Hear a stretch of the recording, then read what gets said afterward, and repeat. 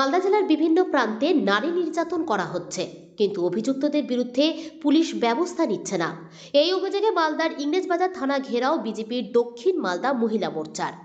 গত 29 তারিখ Malda medical college হাসপাতালের সামনে রেল লাইনে সন্তানকে নিয়ে ঝাঁপ দিয়ে আত্মহত্যা করেন কবিতা গুপ্ত নামে এক গৃহবধূ। শ্বশুরবাড়ির বিরুদ্ধে পারিবারিক নির্যাতনের অভিযোগ ওঠে, সেক্ষেত্রে পুলিশ কোনো ব্যবস্থা নিচ্ছে না। মৃতার পরিবারও সামিল এই বিক্ষোভে।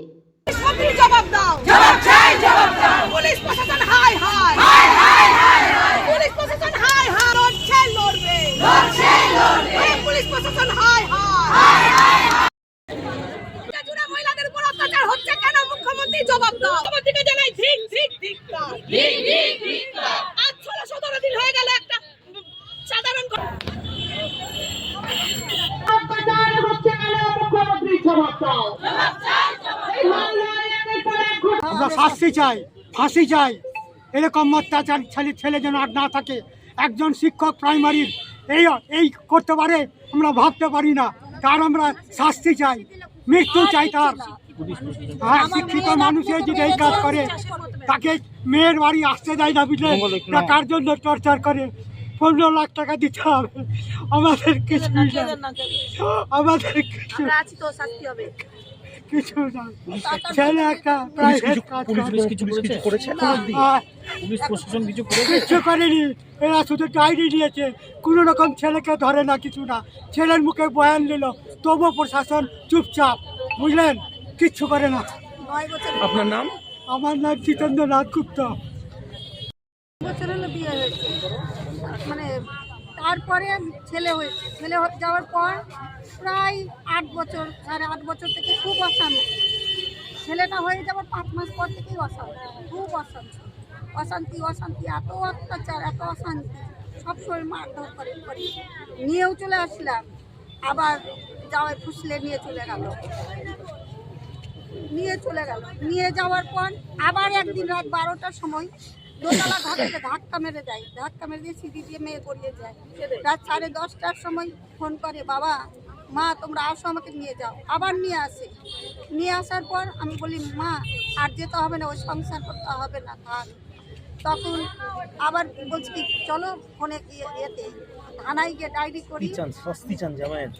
হ্যাঁ, আমি শাস্তি চাই, আর কিচ্ছু চাই না। যেদিন আমার ফাঁসি চাই, আমার অত্যাচার ছেলে। আমার নাম চন্দনা গুপ্ত। মানে ওকে নিয়ে যে আপনারা তো দেখতে পাচ্ছেন সারা রাজ্য জুড়ে যে মহিলাদের উপর কিভাবে অত্যাচার হচ্ছে। অত্যাচারের যখন মানে প্রতিকার চাইতে যাওয়া হচ্ছে পুলিশ প্রশাসনের কাছে, কিন্তু প্রতিকার আমরা পাচ্ছি না, কেউই পাচ্ছে না। 27 নম্বর ওয়ার্ডে 29শে ডিসেম্বর একটা গৃহবধূ তার মেয়েকে নিয়ে আত্মহত্যা করেছে রেল লাইন। আত্মহত্যা করেছেন, তার মা বাবাও আমাদের সাথে আছেন মেয়ের বাচ্চার ছবি নিয়ে। কতটা দুঃখ, মানে কতটা মানে শেষ দেওয়ালে পিঠ ঠেকলে তবেই মানুষ আত্মহত্যা করে। তারপর ছোট 3 বছরের বাচ্চাকে নিয়ে। তারপরে কি হয়েছে, তার মানে হাজব্যান্ড, বাড়ির লোক তাকে যখন মানে সৎকার করার কথা, তার আসার কথা, থাকার কথা, সে পালিয়ে বেড়াচ্ছে।